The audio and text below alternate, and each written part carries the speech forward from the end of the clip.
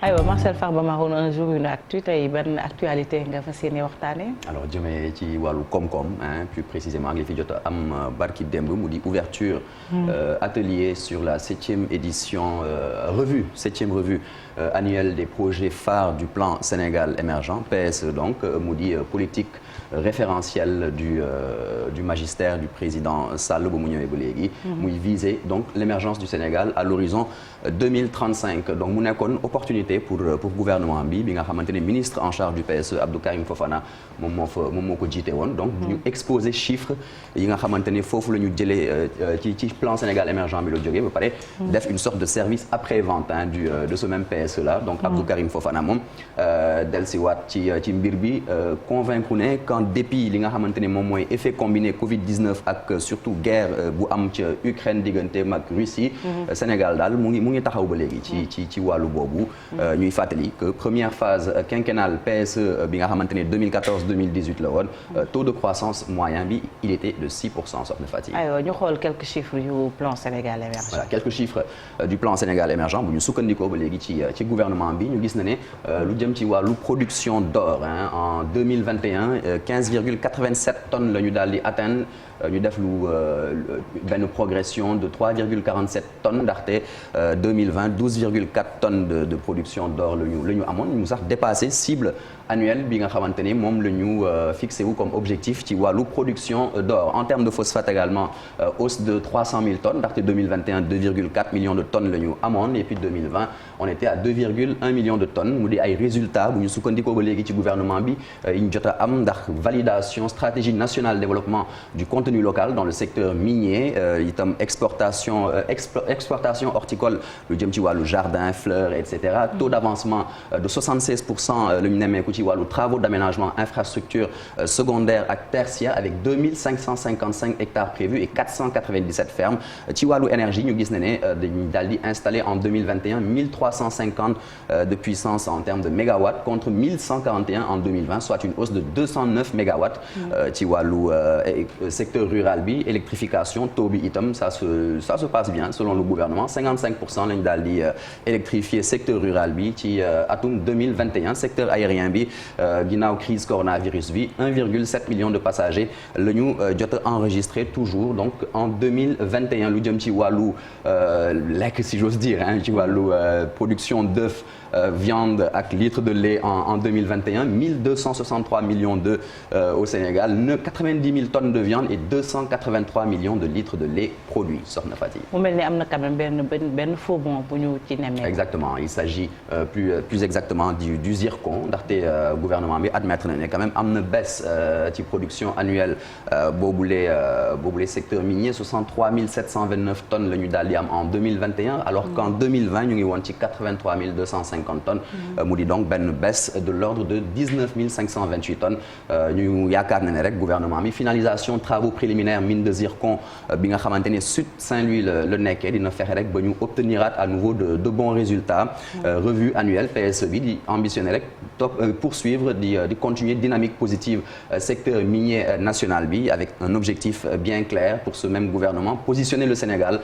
comme un hub minier régional de référence. aywa ñu wax ci infrastructure routière yi. infrastructure routière yi nga xamante ne moom mooy l'un des points forts de ce gouvernement quand même autopont rond-point Yoff lañu daal di jot teg en place ak Lobat Fall sans oublier Kër Massar et Cambérène yeneen pont yi nga xamante ni c'est hors de Dakar waa pont de Marsassoum Foundiougne ak ñi nga xamante ni ñoom ñooy waa Bayla ak Diouloulou mu des tamit finalisation section Tambacounda ak Goudiri démarrage travaux autoroute Mbour Fatick Kaolack c'est aussi en bonne voie commencé nañ itam travaux yi nga xamante ni moom moo jëm ci pont bu Rosso il est également prévu poursuite projet route des Niayes ak li nga xamante ni moom mooy la finalisation des projets sur la voie de dégagement nord soxna Fatick. aywa ñu àddu ci pétrole bi. ci pétrole bi élément très essentiel tamit jamono ji nga xamante ne mbir yi tar na ci wàllu carburant enfin hydrocarbures ñetti projet phare la ñuy fàttali ne moom moo am ci wàllu PSE ci wàllu exploitation pétrolière lu mel ni projet Sangomar bi nga xamante ne campagne forage 23 puits de développement bu ñu prévoir pour la phase 1 débuté na en mi-juillet 2021 te mu ngi progresser normalement bu ñu sukkandikoo ci gouvernement bi mu am tamit projet bi ñuy tuddee Grande Tortue gën ko xamee ci GTA phase 1 bi moom du niveau l'exécution du projet démarré na depuis le 28 février 2022 mu am tamit le projet Yaakaar Teranga bi nga xamante ne finalisation concept développement bi c'est en cours de même que identification du site de traitement du gaz onshore. On termine Sokhna Fati avec quoi? On termine avec la production céréalière. La production céréalière boobu tamit am na solo lool avec ce qui se passe actuellement en Ukraine ci wàllu blé beeg ñoom seen. Selon le gouvernement Sénégal mu ngi toll ci 400 000 tonnes mu ngi en tout cas dese na ko 400 000 tonnes pour mu yegg ci autosuffisance en céréales avec 3,6 millions de tonnes bi ñu am déjà ñu ngi bëgg nag atteindre très bientôt l'autasuffisance bi nga xamante ni dañ ko estimé à 4 millions de tonnes et toujours dans sa quête de l'autosuffisance alimentaire gouvernement bi daal di projeter production céréalière record en 2022 donc production lu ci wàllu ceeb ñu ngi xaar en 2022 1 714 200 tonnes production de 1 197 000 tonnes et puis lu jëm ci wàllu mboq ñu ngi xaar lu toll ci 812 758 tonnes toujours en 2022 Sokhna Fati. Vivement ñu agsi ci loolu parce que bokk na ci quand même li tax nit ki gën a moom boppam lu jëm ci wàllum la muy dundee muy jugee ci réewam et puis Covid bi daf ñu jox ay leçons laata guerre Ukraine bi parce que bi ñu tëjee frontières yi bala ngay servir keneen da ngay servir sa bopp. Charité bien ordonnée commence par soi loolu la ñuy wax Chérif aywa ci plan Sénégal émergent ak quelques réalisations mu aju ci un jour une actu. oui muy réalisation am solo surtout ci wàllu infrastructure bi xëy na PSE bi fi mu xawee sooxee rek mooy axe 1 bi ñu ngi ko doon wax sànq ci li nga xamante ne mooy capital humain bi te loolu bu ñu koy wax aussi wàllu wér-gu-yaram parce que boo duggee même côté ministère de la santé concernant le plan Sénégal émergent docteur Abdoulaye Bousso mi jiite woon COUS je pense que c'est lui qui avait même à l'époque présenté li nga xamante ne comme rapport bi muy yéene yu am solo yoo xamante ne xëy na bu ñu ko jëfe woon